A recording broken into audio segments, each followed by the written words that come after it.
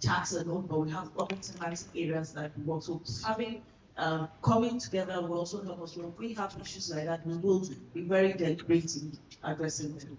Okay, so first, where I'd like to also speak to that. To echo what you said last, we are saying that we are looking at issues of maybe having measures in place or laws that speak to how, if any officials is caught in the act of whatever harassment issues that takes place, there should be some measures to address that, right? Because we're talking about GBV programming, and I know that sometimes for offenders there are punitive measures. So just to echo that out there, as a summary of what you said, right? From what your organization is doing, but in relation to tax, because we're trying to be specific. So maybe the government or the agency would probably ensure that if that is not already in place, that there are measures to curb that or strategies to curb that, right? So let me say, harassment is harassment. Okay. Yeah. So if there are laws already in the system, there's no to reinvent. Because once you harass me, it's not a matter of is it that you are a staff of the government or the government policies that these are harassment between co-workers. And then we talk more about extended addressing the client or so. So I think it's just to be deliberate and have like an orientation within the system and train people. Like I said, there are some jobs that some people cannot do. If you examine yourself, I have a temper issue. So why would I be a receptionist or so, or a front desk person? Because I might not be able to manage people. So I mean, if you know yourself, you evaluate yourself, you'll be able to know where you should. And then at times you have to be deliberate to work on yourself. People will get you to vote, but of course you have to act professional. So it's having that orientation on how to act professional at the front, when you're out there. So I think it covers on harassment is harassment. As long as it's reported, there are laws and make it. Okay, thank you.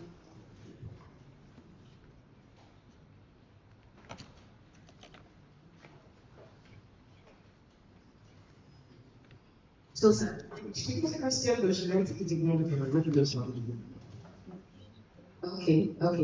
So I was saying that for some of the issues that were raised during the presentation of the research, for your own organization, which of these issues can you speak to as to what the organization is doing to address some of these issues?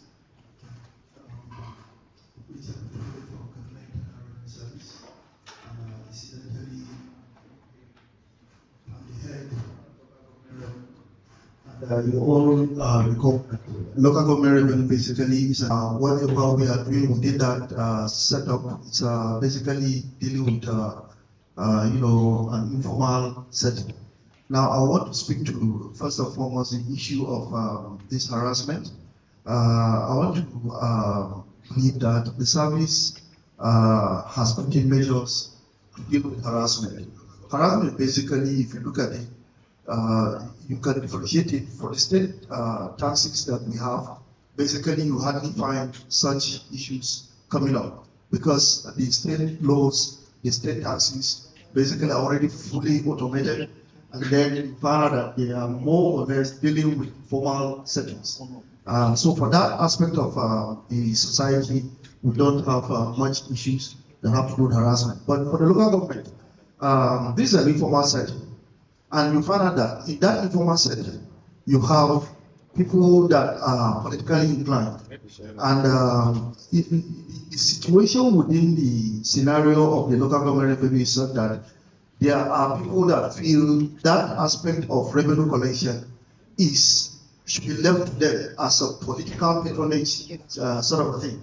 So you find out that they are not fully in the system.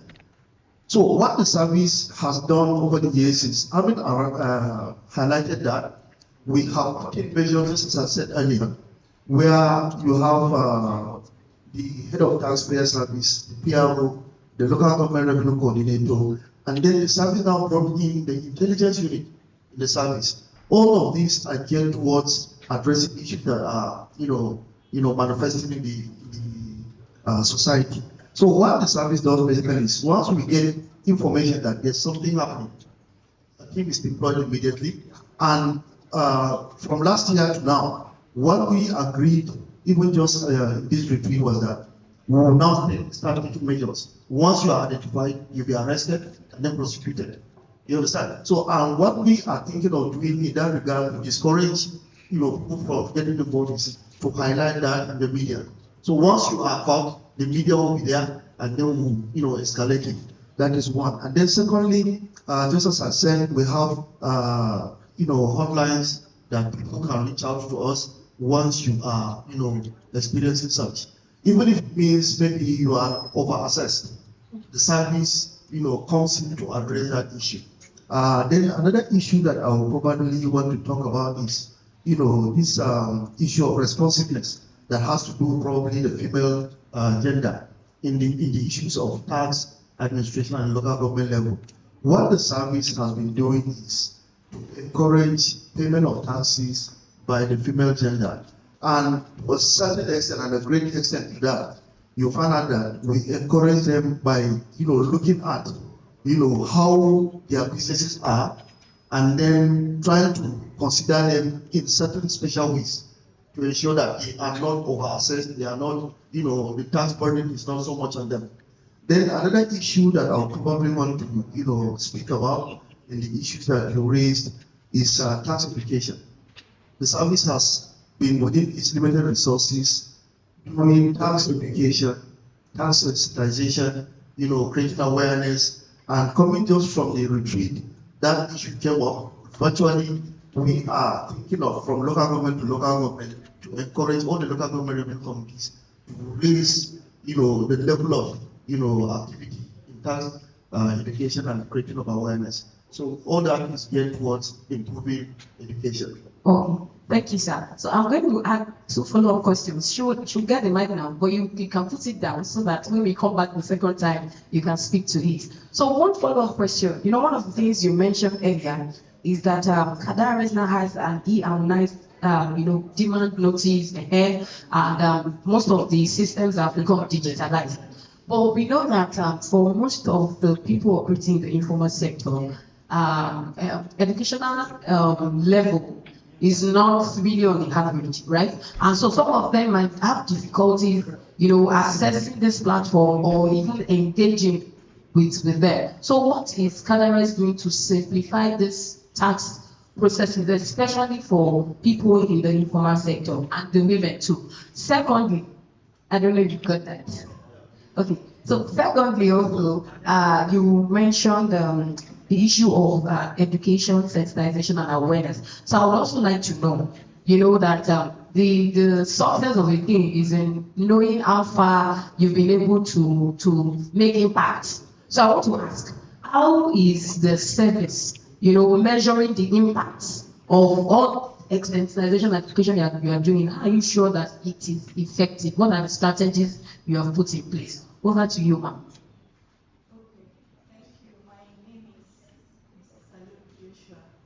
Oh, sorry, ma'am, won't that talk? Just to say, before she comes on board, my people have a saying where I come from, that you can't buy the person's A in the person's absence. So I actually representative of the Association of Nigerian Women in Business, and from the research findings we've been talking about them. So it's also good to hear from the office mouth. If all these research findings I've said is actually a reflection of their own lived reality, so that we are not here in the room and saying the women, the informal sector. Meanwhile, they themselves are saying that's not the case. So you can go on. Thank you very much. Just like I said, my name is Mrs. Salud, representing the market women. Yes. I'll start by the issue of awareness. We've been talking about awareness, but of the truth, most of the market women are not aware that is how they are supposed to be what they were giving tax. I remember some of my market women will call, they will now ask, sorry, you've been in business. And they locked my shop, it's only my gate that is there. And they open shop like few months. Few months to that, and you're already there to collect tax. Have she sold? How much is she collecting? How much are they charging her for? So they will now start asking questions. You have to go once, and you are telling them, okay, hold on. Can you talk to them that please they should go and come back? So if they are properly aware, or if somebody wants to start a business and is properly aware that okay, this is what I need and this is what I need to do. From so time to time, I need to save to pay my tax. When they come, even if she doesn't have complete, she can give them part and they come back to get the remaining. But some of them, they are not educating them. Yes, it's your duty to when you come to collect something and the person is not aware, you have to educate the person. Let the person also know that yes, this is what I need to do, this is what I need to be giving back. But they don't do that. Some of them just use force, use harsh words. Okay, you don't know how to do push up, how do you get the money, how do you do this and all that. So it's very, very discouraging to make us aware, to create such environment whereby women will be educated to know that yes, this is what you need to do when you get a shop, no matter how little it is, you have to pay so that the community or the environment can get better through your little token. And then the issue of the harassment that we spoke about, it's not really force, actually. Properly trained, or if they are properly educated, the way they will even come out and they even address you, you give them listening ear, and then you will resolve whatever it is. Even if you don't have to pay at that time, they give you this, you come back, and then you pay.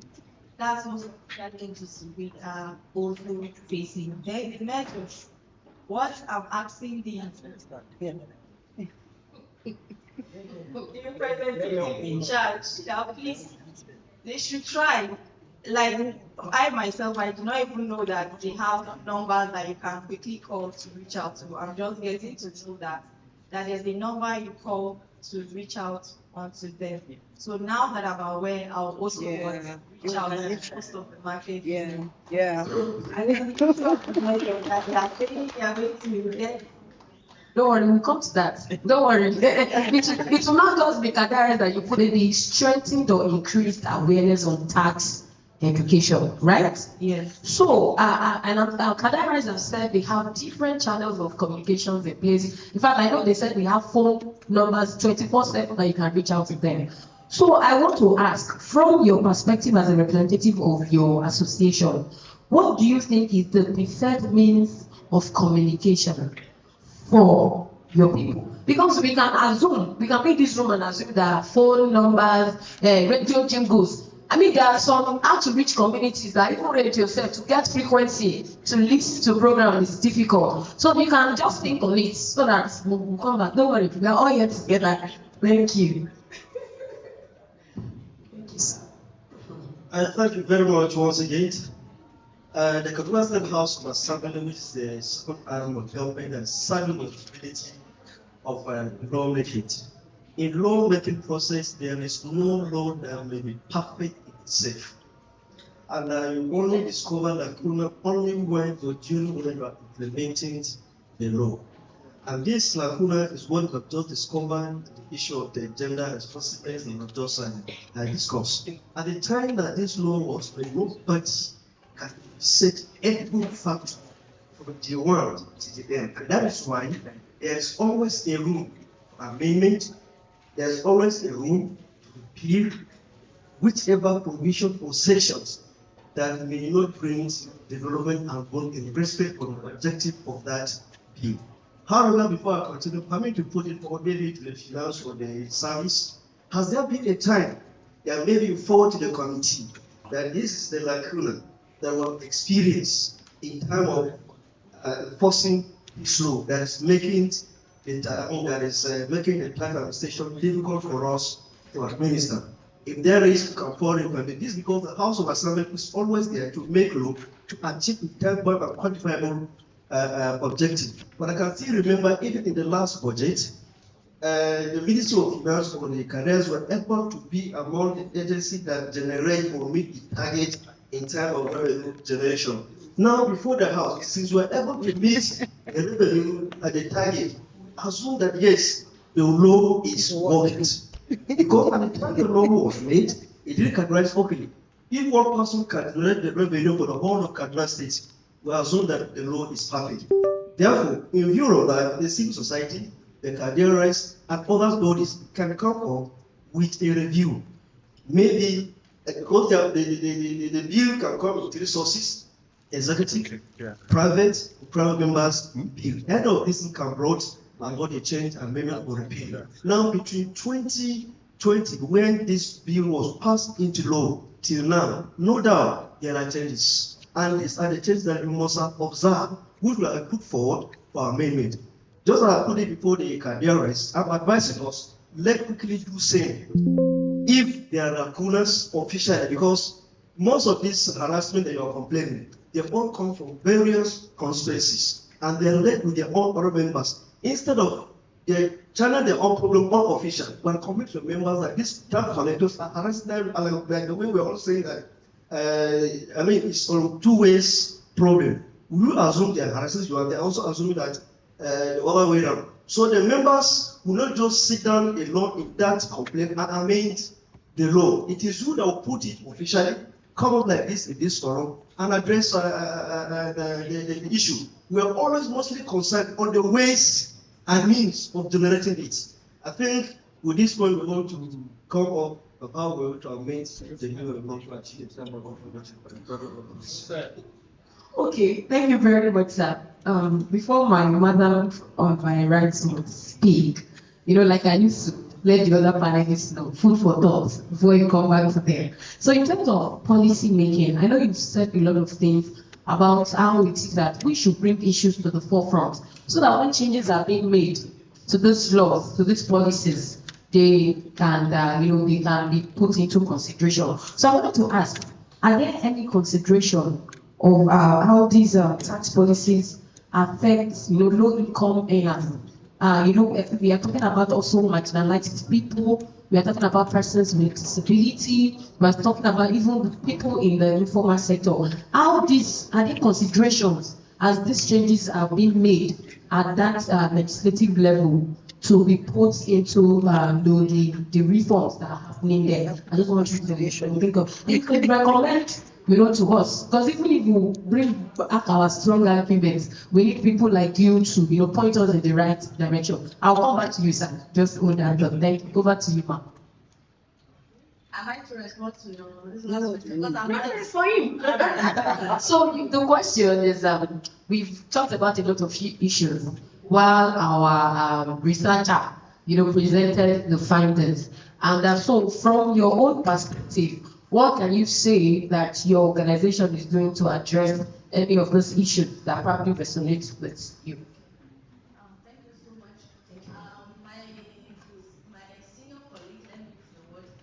My senior colleague has said a lot about the efforts of CADIRS with regards to ensuring quality, how it discharges its responsibility in collecting tax, accepting tax, and all that. So it has to do with sensitization exercises, and also he talked about provision of contact numbers that taxpayers can reach the service whenever they have a complaint, amongst other things. And sincerely speaking, I want to emphasize more on sensitization. I want to emphasize more on sensitization, because this problem that we are having right now, it has to do with lack of proper education about our tax laws. Yes, most of the taxpayers do not know what our laws are saying or provide for. They do not know. That's why sometimes they might even see the simplest act of a tax officer might look like an harassment to them. That's just the sad truth. Well, I want to say something. I am a lawyer. Yes. I am also the head of litigation unit of the service. And to be candid, because I want to say the truth, I'm a woman and I cannot, on my own, witness any discrimination against my gender or any gender, and I'll be quiet about it. But again, I want to reassure us all that so far in my experience in the service, and looking at the cases I've already dealt with regarding to taxpayers and whatnot, I've never received any complaints pertaining to harassment of taxpayers. Yes, I have never. And then that being said, most taxpayers that we go after, like the legal units, for non-payment of tax and whatnot, sincerely speaking, are mostly men. I cannot even remember a female taxpayer that we had to enforce the law against for non-payment of tax. So sincerely, what I would just, to the best of my knowledge, I would say the women are complying more than the men. Yeah. Like both the woman and the female taxpayer with regards to non-payment of tax, no harassment in that regard. So again, I want to talk about the law, ignorance of the law. You see, some activities, as I said, some actions taken by the tax officers might look like harassment, or it might look like rudeness. Not even harassment. Harassment is a strong word. And talking about rights, everybody has rights against harassment. Our laws provide for that. Criminal law of Kaduna State provides for that. When you feel assaulted, whether as a human being, not even as a woman or a man, you have every right. The channels are there for you to enforce your rights. So coming back to tax payment or sincerely speaking, I think the primary thing that we have to emphasize on is education. Education on our tax law. Most people don't know about. So, for example, if I go to, for example, a recalcitrant taxpayer, tax defaulter, if I go to after I obtained an order of the court to enforce compliance on him or her, and then by the time maybe I go to strain her business premises, maybe her shop, I go to lock her shop, she should feel like being rude. But that's what the law said I should do. Will I go against the law? I can't. So that's why I said, once you know the law, then that's when you'll be able to enforce your rights properly. You know whether what the tax officer did is against the law, maybe it's against your own rights, or the law provides for that. So I think we have to hammer more on. And I think during the retreat, or there was a time I raised it with management, I brought it up, a suggestion that whenever we have units that normally go for those sensitization exercises, if there's a way they can involve lawyers in the service, I think we have better approach on how to explain what tax law says to the taxpayer. Yes. Okay, thank you very much, Mas. I'll pick up from where you stopped. You can drop it. Thank you very much. That was brilliant. And I will pick up from the last statement you made. You know, I can see that there is a gap between the taxpayer, right, and the tax administrators in terms of knowledge on tax laws and policies, not just rights and obligations. Because I was just telling my colleague that we were handed the consolidation handout, the handbook, and I looked at the page that has presumptive tax. It's law. And I saw the page that has the presumptive tax law. And in summary, honestly, if we summarize it, if we design it on infographics, it might not be more than 3 pages. And I was wondering, do these informal sector people that this law speaks to, do they even have it? Do they know what's inside? You know, so even me, I just looked at it and I flipped through it and I was like, oh God, this is so much information overload. So there's that need to go the extra mile to ensure that people actually know what this law contains. And then with that way, they can be held liable to that. There's also a saying that says that if there's no law, there's no sin, right? Okay, secondly, you mentioned 2 things that I would like you to please share your thoughts on when we come back. Number one is you talked about the issue of grievance redress and mechanism in terms of feedback and all of that. I know that in the morning when my guy from Kaduna was speaking, he mentioned issues around how it is that even some women, complainants from the informal sector will call on a certain phone number and you are trying to give them a feedback and you are not able to reach them through the same phone number they had called you with. And I was thinking in terms of GRM and feedback, so there's a little challenge with communication channels. Are there any systems in place to accommodate for some of this when they happen, a few times, right? Not now, you can click on it. Then secondly, you mentioned the issue of fairness. But that was like the first thing you spoke about. And I know that the issue of tax or tax collection from taxpayers is usually based on income, and that's why the law will say tax is gender neutral, right? It's based on your income, you are assessed based on your income. But the informal sector that we are focusing on, the presumptive tax law speaks mostly to them. And so, based on that, can we ensure that the informal sector actually pay tax, that what they pay is a reflection of what they actually earn, right? I know that the reason why they're in that category to start with is because we say that they don't have formal, business records and all of that. But is there a way to ensure that equity? Is there a way we can ensure that they actually pay what's the reflection of what they earn? Because you mentioned like somebody that's not sold maybe from Monday to Thursday, and the revenue collection officer comes on Friday to collect money. You can imagine, the cost to the revenue collector. He doesn't know whether you've sold from Monday to Friday. He just wants to come and carry out his duty. But can we ensure that there's that balance so you can connect when we come back? So over to you, my madam. Thank you.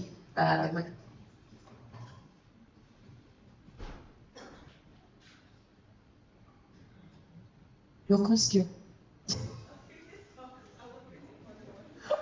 I mentioned it earlier, but I don't know. Did you get it? Okay. No, you can pass it back to you. Even me, I'll come back to you. Okay, so let's I'll come back to you. Thank you, sir. Yeah, I just want to respond to some of the things that I jotted down here. Okay. You spoke about the harmonized man notice. That what is the service doing to escalate that to the lower cadre in the society? Actually, the harmonized man notice is the man notice that is generated online. They raise an assessment based on the kind of business that you do. They raise an assessment for you, and it's a simple notice of assessment that indicates your name, address, phone number, business line, and then what you are expected to pay. So that is just how it is. But I think the retreat, some of the things that came out was that there was a request for some of the things that we are doing to be translated to local dialects. So that is something that we are expecting it to come out so that I believe is something about it. Then issue of education and awareness is one of tax education, creation of awareness, how does the service measures, the sort otherwise of it. The service, to a certain extent, we don't really have any laid down, way of measuring it. But for us at the service, anytime a complaint is raised, we want to believe that when we address it, we don't normally get the same person calling on any of those issues again. So that's how we catalog it and then follow up to ensure that that is done. So, but for education, the general public, that is something that the service is doing, every day. Our handles that the PRO, utilizes to send some of these tax education materials on, basically found that it does that daily or weekly out. And then we also have flyers that the taxpayers are using to pass information to general public. Some of the things that the service is doing. One of the things, just as you spoke, presumptive tax has a summarized template that is flyer format, and that is being distributed to the taxpayers anytime they are going for their sensitization and their tax education. There's something that the service does every Thursday. The service deploys its staff to the field, and basically what that is that tax does is to create awareness and then to educate the public. So we just choose an area and then we create an area with our staff. They go from shop to shop, office to office to create awareness and then see the level of compliance to some of that. Now, one thing I want to comment on is the issue that the movement in business spoke about pertaining, tax collectors coming to harass to collect. There are two types of taxes that are collected at the local government level. The first one is the annual tax. That one is collected once a year. Most times it is at the beginning of the year. So it is expected that if I am a trader or a businessman and I know that by January this will come, I shouldn't wait for them to come.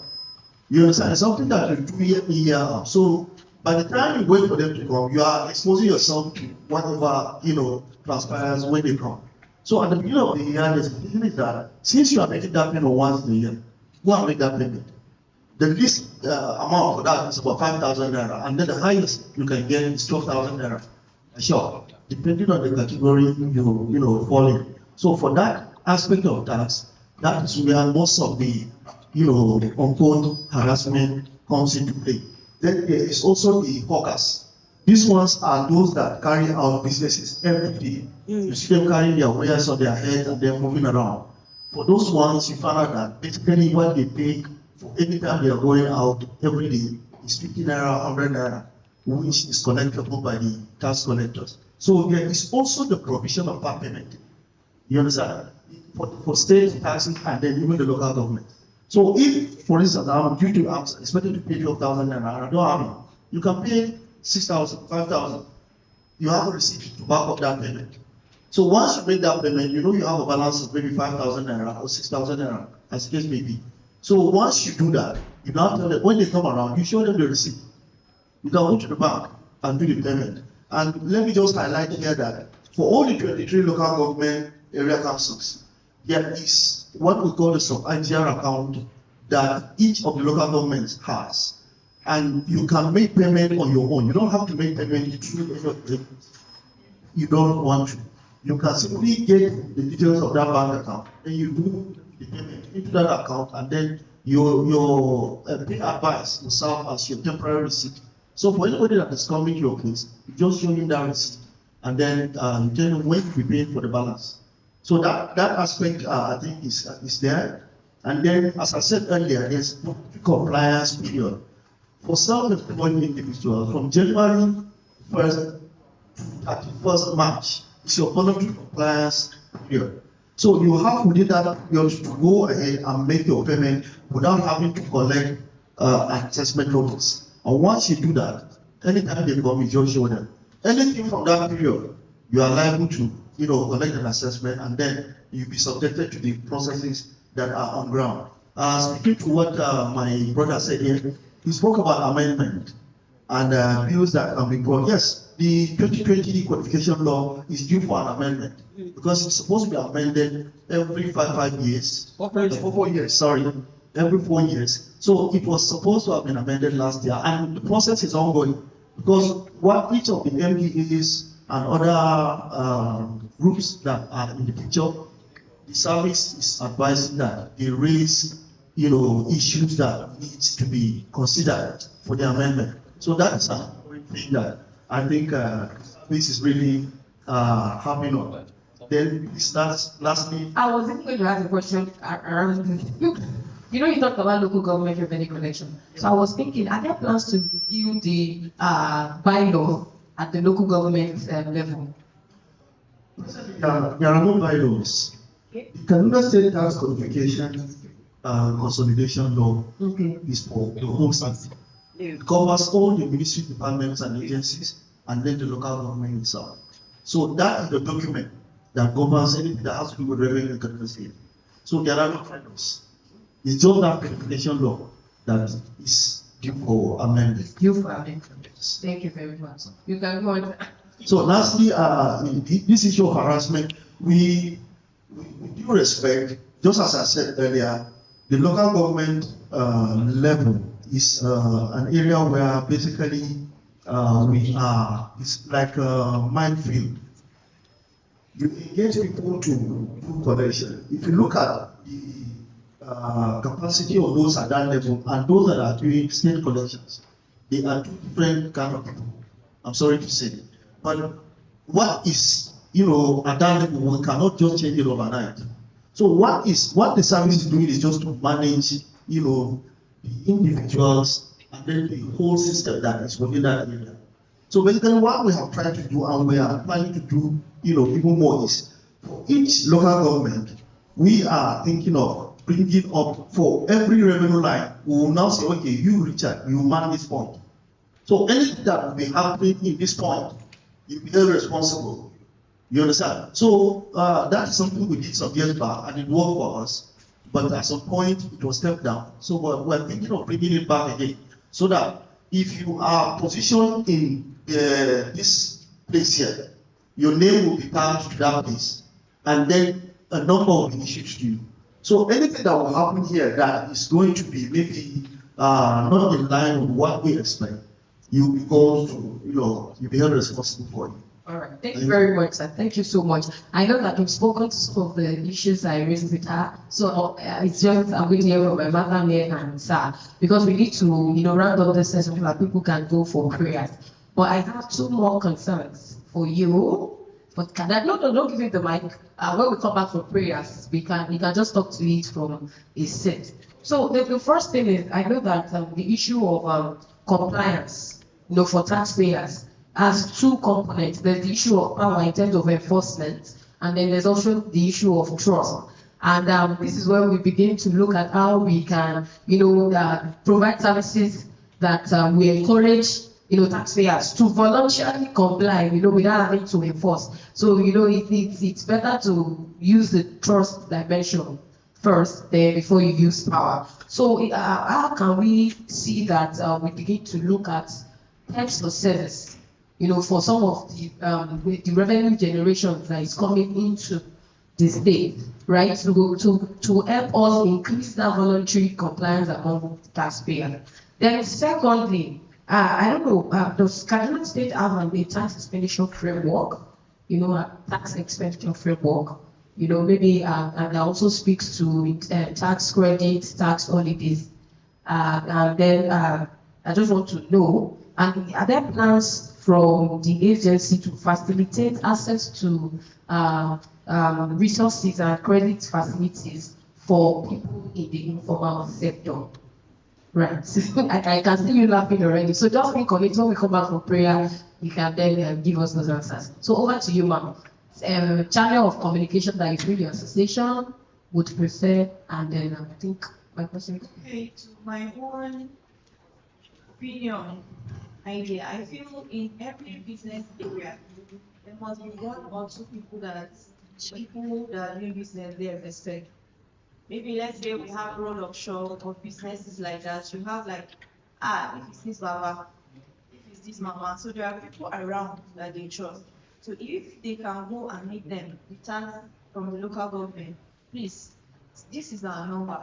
We have issue with these people paying in this area. Please, this is our number. If they have challenges, they should call us. Or please help us talk to your people. Let them try and pay up so that will not come and use force or harassment to them. Then the person will be the mediator to be talking, please go and pay, because they respect that person very well. So if the person talks once or twice, they will hear the person. So the person can now help in talking to them. Then they will drop a number with that person. If they have an issue, they can go there and call feedback. So this is it, this is that. Try and do this. This is the feedback I got for your complaint and all that. Since they have issues with their line, sometimes they call back, but getting back to them, they don't have feedback. So if they can do that, I think it will reduce going to the office or how will I close my shop and go there. Maybe I might not even get my problem solved or all that. So but they can communicate through those people. In every area, there must be one or two people that they respect that they can also listen to. Okay. So I believe. Okay. Communication channels through influential stakeholders. Thank you.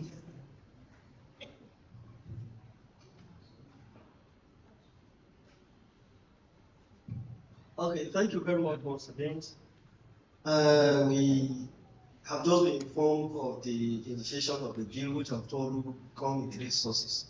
And man from the service are just able to understand. So I don't know whether that's going to be a executive bill or a private bill.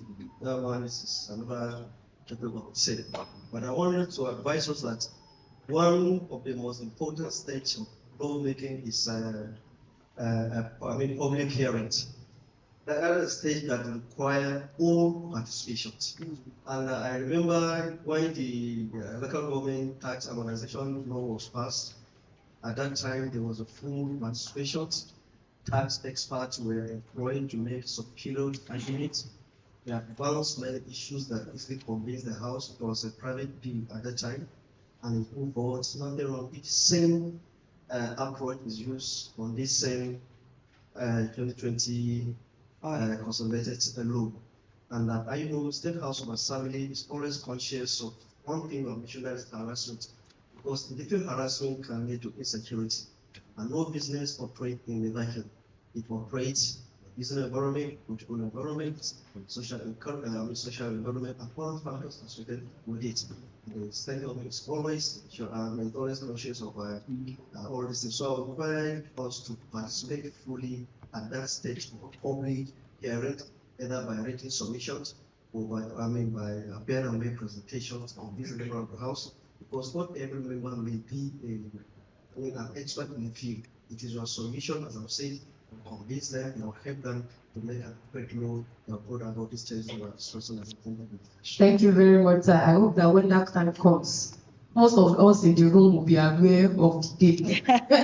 Thank you so much. We've come to the end of this panel discussion. Please, can you join your hands together for my wonderful panelists? Thank you so much. We'll take a bow now.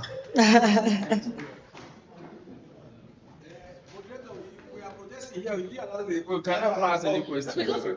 was told to round up that you want to go for prayers, and that's why I said even some follow-up questions when we come back. We can do that when we come back. When we return from prayers, we can then take more questions. Thank you very much. That was a brilliant session. Please give them a resounding round of applause, please. Thank you very much. Thank you very much. I really appreciate it.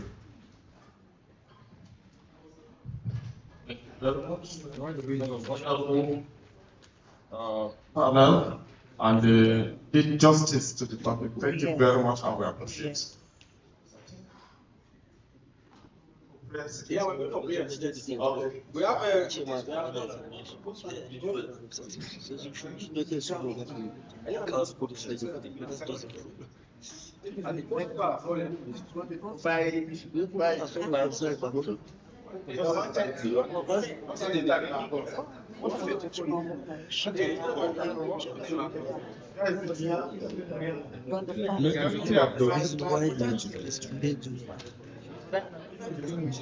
Okay, so we reconvene by quarter to. We're going to reconvene by quarter to 2. So that's true and exercise ourselves. Thank you.